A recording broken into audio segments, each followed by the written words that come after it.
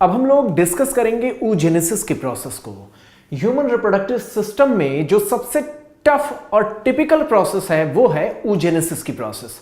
अगर आप ध्यान से समझें तो आप इस पूरी प्रोसेस के दौरान देखेंगे कि जहां स्पर्मेटोजेनेसिस बहुत स्मूथली होता है और उसकी शुरुआत प्यूबरिटी के समय स्टार्ट होता है, तो जो उसकी शुरुआत है वो प्यूबरिटी से है स्पर्मेटोजेनेसिस का, जबकि oogenesis के बारे में हम देखेंगे कि ये जन्म से पहले ही शुरू होता है और ये पूरी तरीके से कई लेवल पे आकर के अरेस्ट होता रहता है।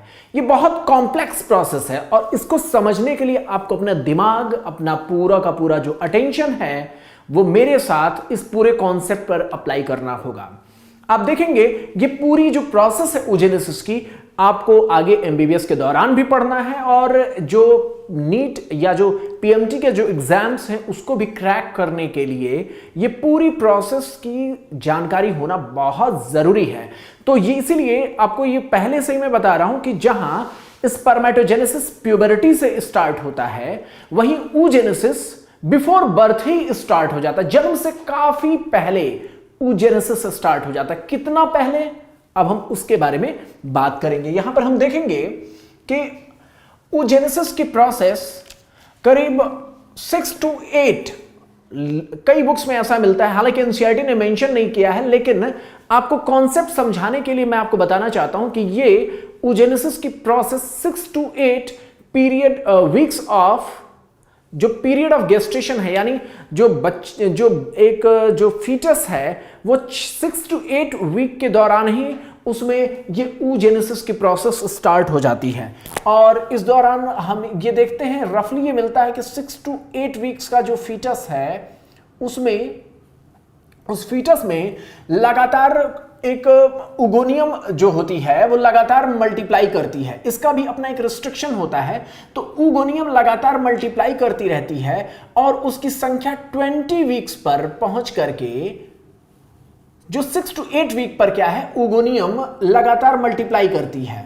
उगोनियम या उगोनिया आपको पता है ना प्लूरल होता है, ये उगोनियम यानी हम सिंगुलर की बात कर रहे हैं, वो लगातार माइटोसिस करके अपनी संख्या बढ़ाती रहती है। वो लगातार माइटोसिस के द्वारा उगोनियम बनाती रहती हैं, तो बहुत सारी संख्या में इसके नंबर्स बढ़ जाते हैं और ये 6 to 8 वीक पर शुरू होता है। 20 वीक तक आते आते ये संख्या बढ़ करके 6 मिलियन तक हो जाती है।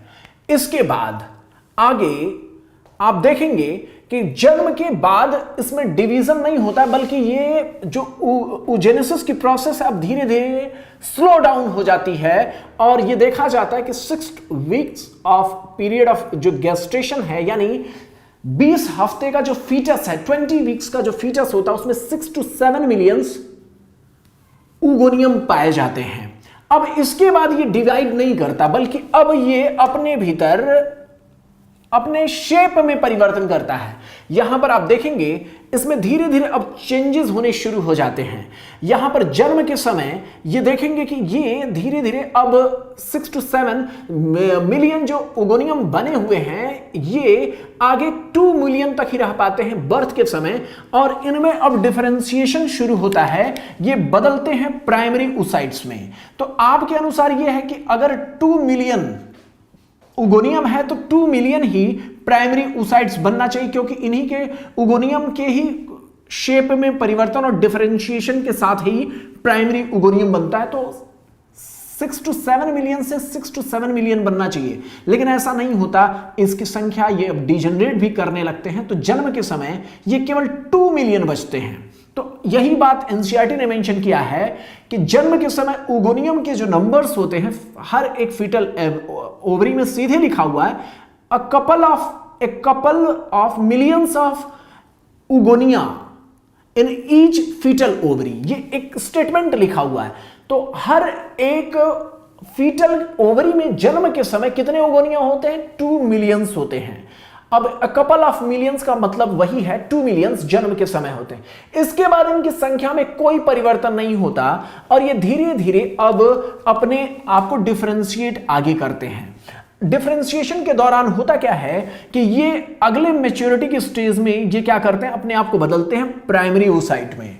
ये प्राइमरी oocytes में जो इनका डिफरेंशिएशन होता है, ये आगे ये आप समझेंगे इसको कि ये oogoनियम कितना था, 2 मिलियन जन्म के समय था। अब ये अपने आप को प्यूबर्टी तक पहुंचते पहुंचते ये क्या करता है, अपने आप में धीरे धीरे करके ये प्राइमरी oocytes में बदलता है और अपने आप को डिफरेंशिएट करता जाता है।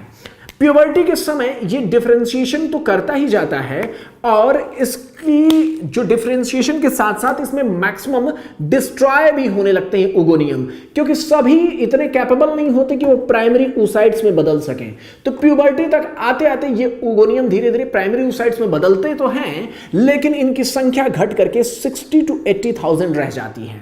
तो अब जहां देखते हैं कि फीटल ओवरी में at the time of birth 2 million oogoनियम था, जिससे हम अनुमान लगाते हैं कि आगे 2 मिलियन होने चाहिए, लेकिन ऐसा नहीं है, सारे के सारे डिस्ट्रॉय हो जाते हैं, नष्ट हो जाते हैं। इसमें से केवल 60 to 80,000 he eight the time of puberty ये प्राइमरी oocytes के रूप में बचते हैं।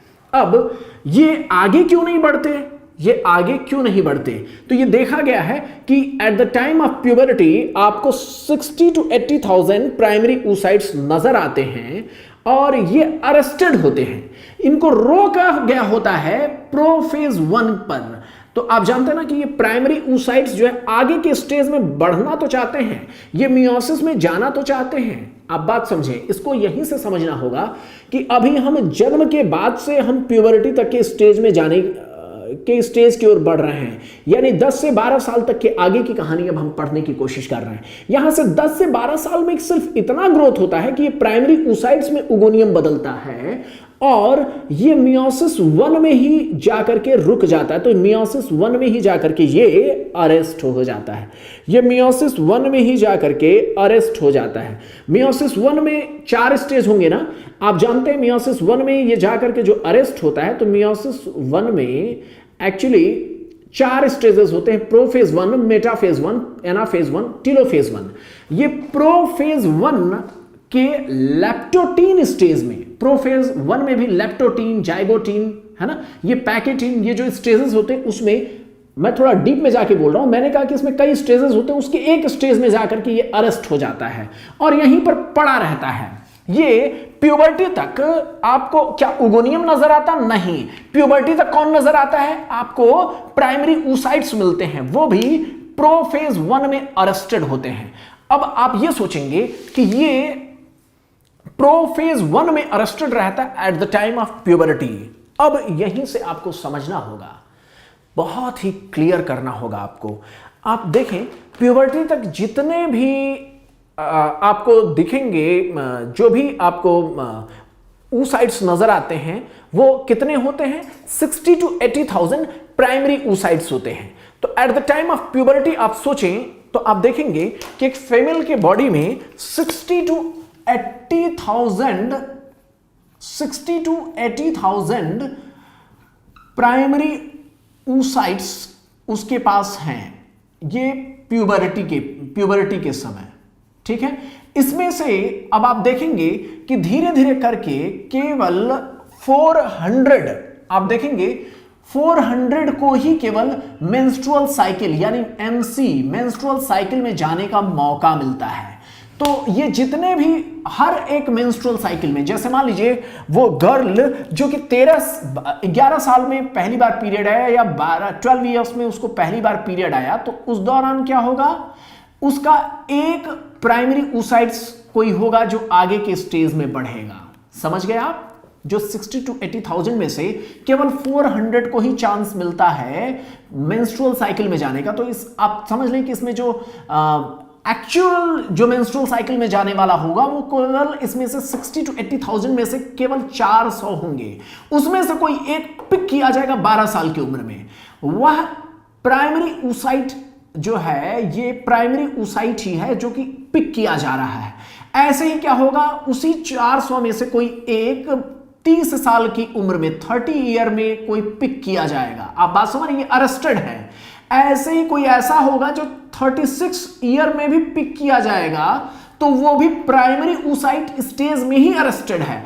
ऐसे फीमेल के बॉडी में अगर कोई 42 इयर्स में अगर यहां से उठाया जाएगा मेंस्ट्रुअल साइकिल में, तो वो भी प्राइमरी oocyte के ही स्टेज से उठाया जाएगा। आप समझ सकते हैं कि जहां 12 ईयर में लिया जाने वाला प्राइमरी oocyte बहुत यंग होगा, वहीं 42 इयर्स पर पहुंचने वाला ये जो प्राइमरी oocyte है काफी एज्ड हो चुका होगा, काफी बूढ़ा हो चुका होगा, काफी पुराना प्राइमरी oocyte होगा। तो इस तरीके से आप समझ सकते हैं कि जब 12 साल की उम्र में जो प्राइमरी oocyte आगे मेंस्ट्रुअल साइकिल में जाएगा वो काफी स्वस्थ होगा, काफी हेल्दी होगा, काफी यंग होगा, जबकि 42 इयर्स के दौरान ये जो प्राइमरी oocyte जो मेंस्ट्रुअल साइकिल में जाएंगे ये एज्ड होंगे। यही रीजन है कि कहा जाता है कि 30 इयर्स के बाद जो फर्टिलाइजेशन जो होते हैं वो बहुत अच्छे नहीं होते हैं। कारण यह है कि उस समय ये जो प्राइमरी oocytes मेंस्ट्रुअल साइकिल में चल रहे होते हैं वो काफी बूढ़े हो चुके होते हैं, काफी पुराने होते हैं, काफी एज्ड होते हैं। तो इसलिए कहा जाता है कि 30 इयर्स के बाद ये जो प्राइमरी oocytes हैं जो मेंस्ट्रुअल साइकिल की प्रोसेस में जाते हैं वो अब एज्ड हो चुके हैं, उनमें तमाम तरीके की कमियां होती हैं। इसलिए कहा जाता है कि कॉन्जेनाइटल मालफॉर्मेशन जितनी एज्ड मदर होती हैं उनमें देखने को मिलता है। इसका कारण आपको समझ में आया होगा, क्योंकि प्यूबरिटी तक या प्यूबरिटी के आगे भी जितने लोग भी अपने आप मैच्योर करके बढ़े हैं, जितने लोग भी आप बर्थ के बाद आप देखेंगे प्यूबर्टी तक जितने लोग भी अपने आप बढ़े हैं वो जा करके प्राइमरी oocyte के ही स्टेज पर जा करके रुके हुए हैं, और आगे ये मियोसिस अगर करना भी चाहेंगे तो बहुत स्टार्टिंग के ही फेज में रोक दिए जाएंगे। बात समझ में आ रही है? जैसे कई बार होता क्या है कि आपने मान लीजिए आप कोई बहुत बड़े पॉलिटिशियन है, आपने कह दिया कि हम जा करके पाकिस्तान पे हमला कर देंगे, ठीक है। आपकी चाहत क्या है? पाकिस्तान पे हमला करने की। आपने खूब सारा शोर मचाया, घर से जो ही बाहर निकले तुरंत अरेस्ट कर लिए गए कि आपकी वजह से शांति नहीं रह पाएगी, लोग परेशान होंगे, तो इसलिए आपको घर से निकलते ही अगर अरेस्ट कर लिया जाए तो वही प्रोसेस होता है कि ये जो अरेस्टेड हैं ये बहुत शुरुआती प्राइमरी oocytes की जो मियोसिस 1 की शुरुआती स्टेज में ही ये रोके गए रहते हैं और ये लगातार पड़े रहते हैं इसी स्टेज में। हर मेंस्ट्रुअल साइकिल के दौरान इसमें से कोई एक पिक किया जाएगा और वो आगे बढ़ता है। ये पूछा जाता है कि ये जो अब आपके दिमाग में होगा कि ये मियोसिस 1 फिर कंप्लीट कब होगा, जब यहीं पर अरेस्टेड होगा। तो आपको मैंने बताया ना, ये मियोसिस 1 आगे कंप्लीट होगा जब इसको मौका मिलेगा किसी एक एग को मेंस्ट्रुअल साइकिल में जाने को, और ये जब मेंस्ट्रुअल साइकिल में जाएंगे तो ही ये आगे डिवाइड कर सकते हैं। और ये टेक्निकल पॉइंट कहा जाता है कि ओवुलेशन मेंस्ट्रुअल साइकिल में क्या होता है, एग्स निकलते हैं, आप जानते हैं ना। मेंस्ट्रुअल साइकिल में क्या होता है, पूरी चेंजेस होते हैं, उस चेंजेस के दौरान एग बाहर निकलता है। मेंस्ट्रुअल साइकिल के दौरान क्या होता है, एग्स बाहर निकलते हैं। तो ये कहा जाता है कि प्रायर टू ओवुलेशन 30, ये स्टेटमेंट समझ लीजिए, प्रायर टू 36 to 48 आवर्स, ये समझ लीजिए ओवुलेशन से 36 to 48 आवर्स पहले ही ये मियोसिस 1 कंप्लीट होता है। ये बहुत इंपॉर्टेंट पॉइंट है। आपको मैंने बताया ना, मियोसिस 1 जो अरेस्ट किया गया है वो इसलिए अरेस्ट किया गया है ताकि मेंस्ट्रुअल साइकिल में किसी एक को चांस दिया जाए, किसी एक को मौका दिया जाए, और वो जिसको मौका मिला है सिर्फ उसी का मियोसिस 1 कंप्लीट होने पाए। तो यहां पर हम देखेंगे, आगे देखेंगे कि जो मियोसिस 1 में रोके गए एक जो प्राइमरी oocytes हैं उसमें से कोई एक जिसको चांस मिलेगा, वो बाकी सारे एग्स ऐसे ही छोटे मोटे पड़े रहेंगे। ओवरी के भीतर सारे ऐसे अटके पड़े हुए हैं, मतलब समझ रहे हैं, ये सब अटके पड़े हुए, कह रहे हैं, ये रिक्वेस्ट कर रहे हैं कि भैया हमको चांस दे देते तो हम मेंस्ट्रुअल साइकिल में जाते। मेरी बात समझ रहे हैं? ये करीब 60 to 80,000 ये इस तरीके के आपको ये नजर आते हैं, 60,000 to 80,000। अब इसमें भी चूंकि आगे आप समझ रहे हैं ना, लंबे समय तक ये जिंदा नहीं रह सकते, तो इसमें से मैक्सिमम इसमें भी मारे जाएंगे। केवल 400 ही सक्सेसफुल होते हैं जो मेंस्ट्रुअल साइकिल में जाने का मौका पाते हैं। तो इसमें से कोई एक मेंस्ट्रुअल साइकिल के लिए चूज किया जाएगा और वो आगे मेंस्ट्रुअल साइकिल में डेवलप करेगा और उससे एग बाहर निकलेगा। मेरी बात समझ पा रहे हैं? तो वही होता है कि हर मेंस्ट्रुअल साइकिल में कोई एक चूज किया जाएगा। वो जो चूज किया जाता है वो प्राइमरी oocyte के स्टेज से आगे बढ़ता है, वह मियोसिस 1 की प्रोसेस को क्रॉस करता है और उस दौरान बनता है सेकेंडरी स्पर्मेटोसाइट और सेकेंडरी oocyte।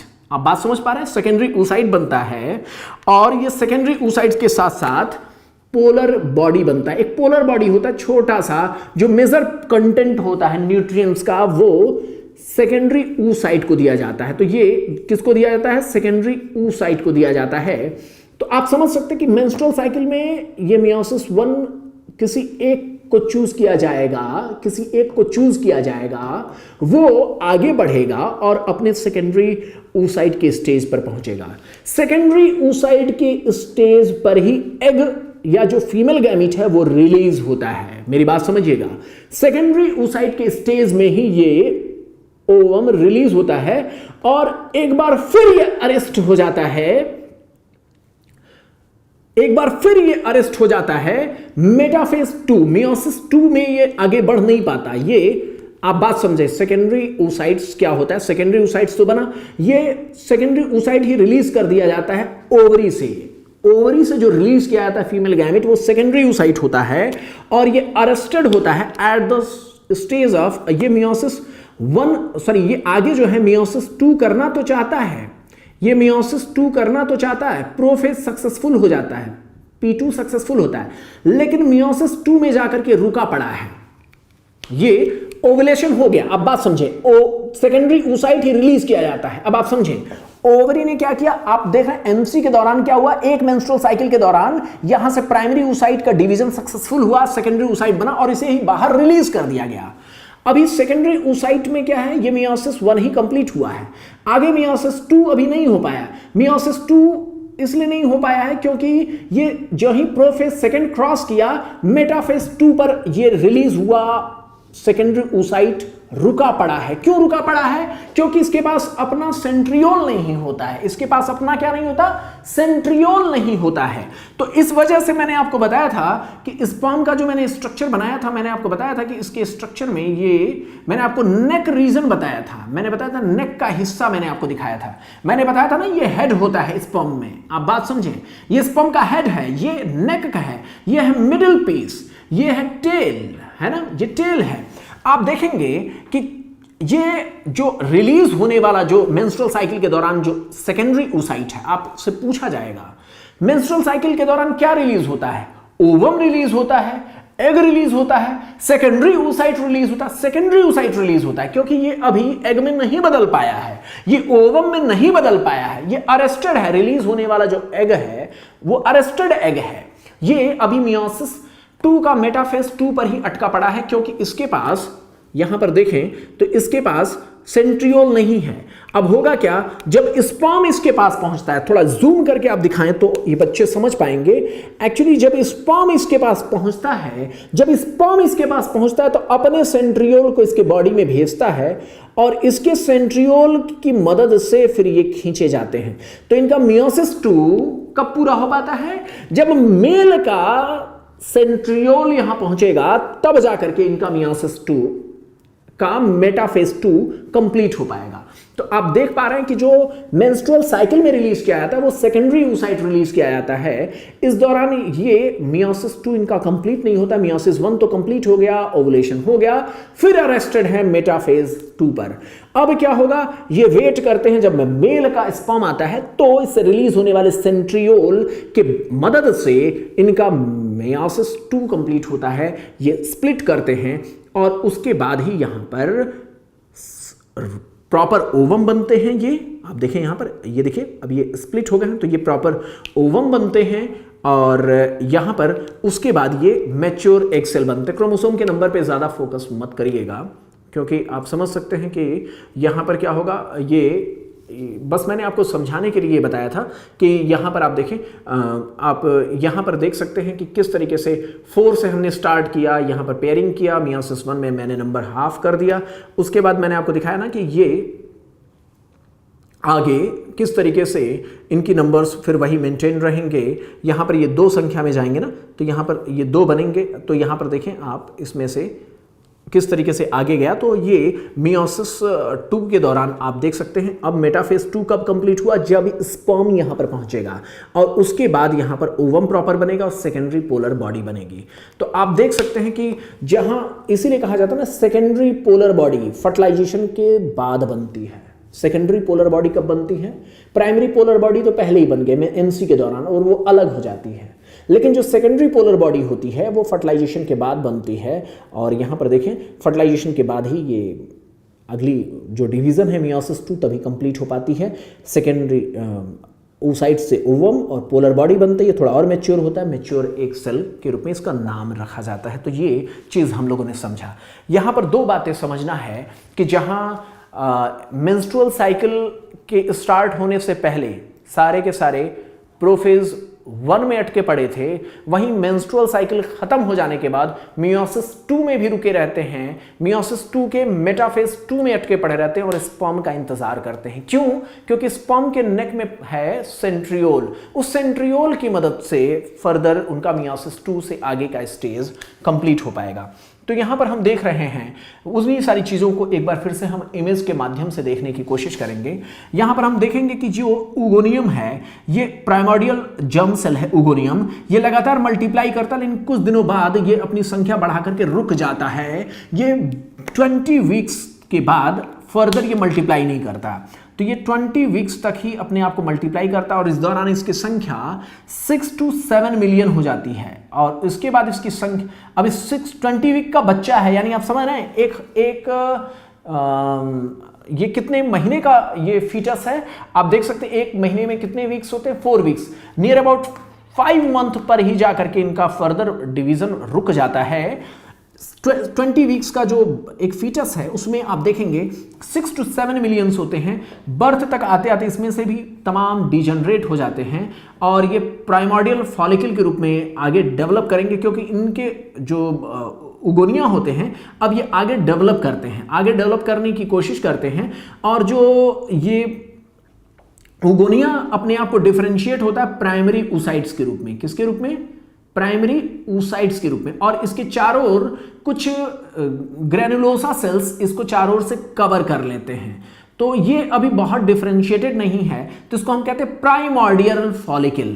एक्चुअली आपको फॉलिकल 3 स्टेज तक पढ़ना है, यूं कह ले 4 स्टेज तक। आप देखें ऐसे प्राइमोर्डियल फॉलिकल अभी है जो कि अभी जन्म से पहले की कहानी है। इसके चारों ओर सिक्योरिटी की जरूरत होती है, आप यूं कह लें फीमेल अट्रैक्टिव होती है, तो उसके चक्कर में बहुत सारे लोग पड़े होते हैं ना। ये होता है ना, आप एक मजाक के तौर पे समझें कि ये फीमेल गैमेट के रूप में बदलने वाला है, तो इसके पीछे इसके चारों ग्रेनुलोसा सेल चक्कर लगाना जन्म से ही शुरू कर देते हैं। ये प्राइमोर्डियल फॉलिकल है और एट द टाइम ऑफ प्यूबरिटी ये धीरे धीरे करके मैच्योर होता है और ये बदलता है प्राइमरी फॉलिकल के रूप में, ये प्राइमरी फॉलिकल के रूप में बदलता है। आप देखेंगे एट द टाइम आप देखेंगे कि ये जो प्राइमोर्डियल फॉलिकल है यही प्यूबर्टी तक जाते जाते आप देखेंगे ये उगोनियम अब प्राइमरी oocyte में बदल चुका है, प्राइमरी oocyte में बदल चुका है और मेंस्ट्रुअल साइकिल के दौरान यही अब आगे मैच्योर करना शुरू करते हैं। तो इसमें से जिसको मौका मिलेगा वो प्राइमरी फॉलिकल के रूप में कन्वर्ट होगा और अपने ग्राफियन फॉलिकल्स को, अब हम बात कर रहे हैं मेंस्ट्रुअल साइकिल की, तो इनके जो यहां पर आप देख सकते हैं कि प्राइमोर्डियल फॉलिकल में से कोई एक चूज किया जाएगा जो जाएगा अब मेंस्ट्रुअल साइकिल के दौरान। आप जानते हैं इस दौरान भी बहुत सारे मारे जाएंगे, इनकी संख्या और कम होती जाएगी। यही कहा जाता ना एट द टाइम ऑफ प्यूबरिटी केवल 60 to 80,000 ही प्राइमरी फॉलिकल में के रूप में बचे रह पाते हैं। तो अभी प्राइमोर्डियल फॉलिकल था, ये भी डिजनरेट हुए, इससे कुछ 60 to 80,000 प्राइमरी फॉलिकल बचते हैं। प्राइमरी फॉलिकल के भीतर प्राइमरी फॉलिकल है क्या? एक स्पेशल सेल है जिसके चारों ओर कुछ सराउंडिंग सेल हैं। सराउंडिंग सेल कौन सी हैं? ग्रेनुलोसा सेल हैं। और सेंट्रल सेल कौन है? प्राइमरी oocyte है। इसको हम प्राइमरी फॉलिकल कहते हैं। प्राइमरी फॉलिकल कौन है? प्राइमरी फॉलिकल वो है जो कि काफी सेल से सराउंडेड है और इस प्राइमरी फॉलिकल के भीतर प्राइमरी oocyte है। अब ये अभी क्या है?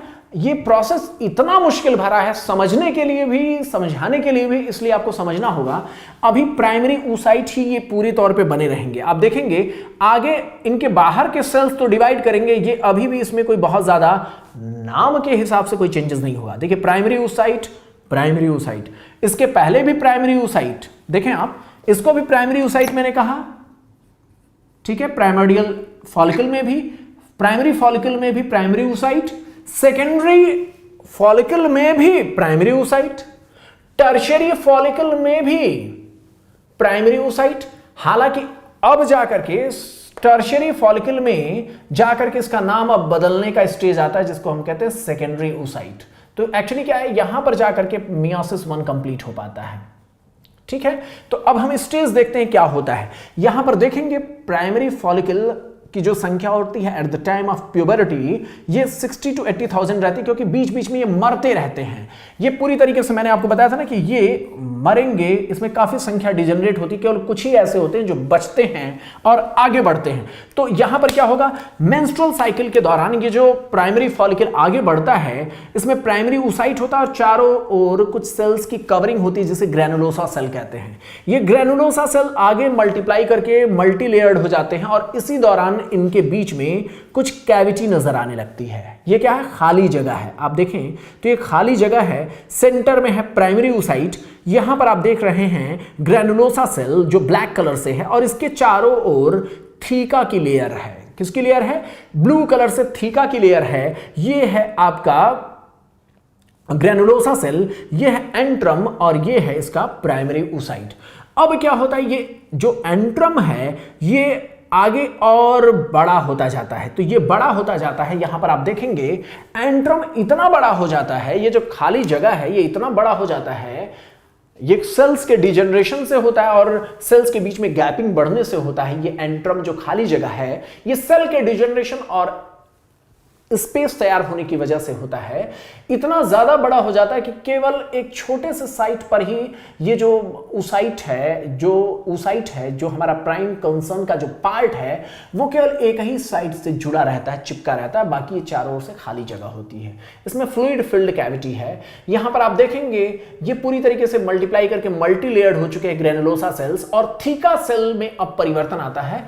थीका सेल भी अब मोटी हो जाती है, ये बदलती है थीका एक्सटर्ना और थीका इंटरना में। जबकि इसके पहले जब आप देखे थे, जो कि सेकेंडरी फॉलिकल था, सेकेंडरी फॉलिकल में क्या था, थीका की लेयर केवल एक सिंपल सी लेयर थी। ये अब टर्शियरी फॉलिकल के दौरान, ये टर्शियरी फॉलिकल के दौरान ये थीका एक्सटर्ना और थीका इंटरना में बदलता है।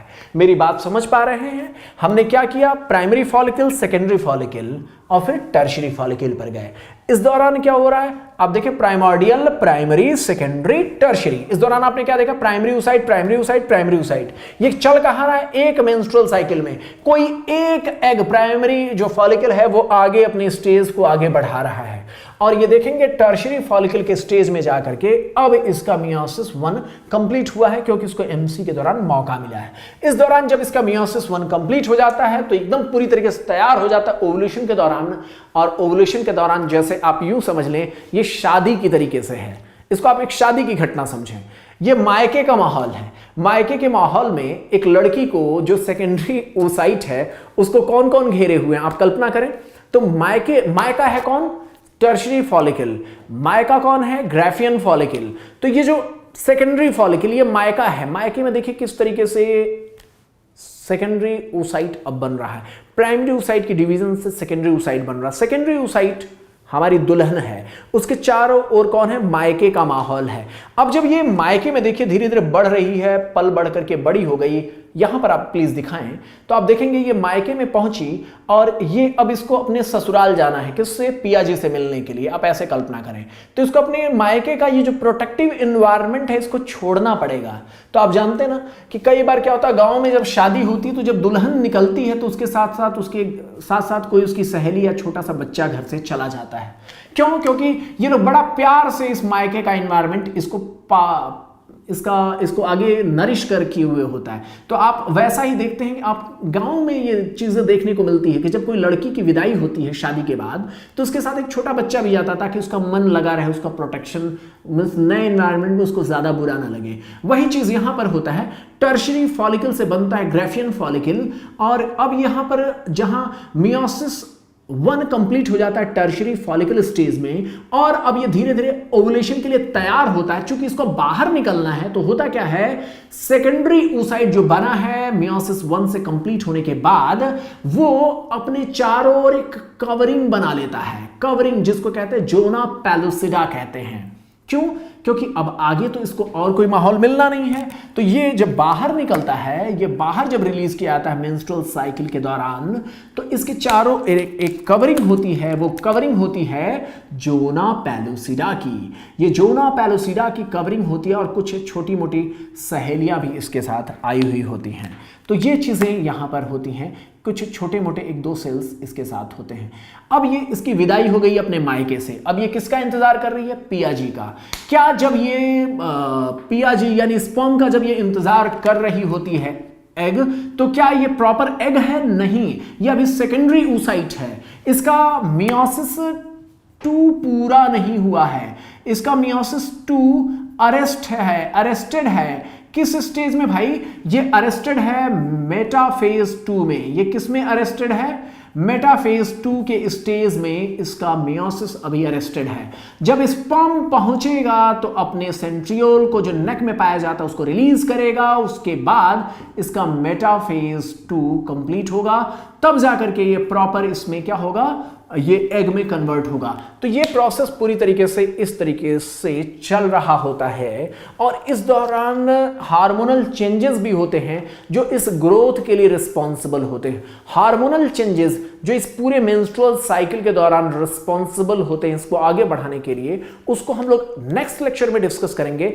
अभी तक हम लोगों ने इस पूरी प्रोसेस को 1 बाय 1 करके समझने की कोशिश किया है कि ये किस तरीके से आगे बढ़ता है, क्या होता है उगोनिया, कैसे होता है प्राइमरी oocyte के स्टेज पर अरेस्ट होना, कैसे कोई प्राइमरी oocyte मेंस्ट्रुअल साइकिल में जाता है और वो भी अरेस्ट हो जाता है सेकेंडरी oocyte के स्टेज में। जहां प्राइमरी oocyte प्रोफेज 1 में अरेस्ट होता है, वहीं सेकेंडरी oocyte मेटाफेज 2 में अरेस्ट होता है। ये सारी बातें हम लोगों ने डिस्कस किया। बहुत कॉम्प्लेक्स प्रोसेस है, मैंने उसको काफी सिंप्लीफाई करने की कोशिश किया है। उम्मीद है आपको समझ में आया होगा। थोड़ी भी दिक्कत होगी तो आप हमारे सपोर्टिंग टीम से बात करेंगे, हम उसमें सुधार करेंगे, कोशिश करेंगे आपको समझ में आए, क्योंकि ये पूरी प्रोसेस समझना बेहद जरूरी है। तभी आप मेंस्ट्रुअल साइकिल को समझ पाएंगे, पूरी प्रोसेस को समझ पाएंगे। तो अभी तक हमने आपको क्या बताया, मेंस्ट्रुअल साइकिल के दौरान कितने एग्स का इस्तेमाल होता है, कितने ये जो रियल में कितने उगोनिया रियल में मेंस्ट्रुअल साइकिल तक पहुंच पाती है, 400 केवल। बीच में हालांकि इसकी शुरुआत 6 to 7 मिलियन से होती है, बीच के स्टेजेस में सारे डिजनरेट होते जाते हैं। तो इसलिए आपको बहुत आराम से इसको समझना होगा। नेक्स्ट लेक्चर में मेंस्ट्रुअल साइकिल में हम एक बार फिर इन सारी बातों को एक बार फिर समझाएंगे, इस पूरी प्रोसेस को समझाने की कोशिश करेंगे कि इसमें कौन से हार्मोन्स किस लेवल पर काम करते हैं, उसको हम लोग बेहतर तरीके से और एक बार समझने की कोशिश करेंगे। डरने की कोई जरूरत नहीं, अपना कॉन्फिडेंस बनाए रखिए।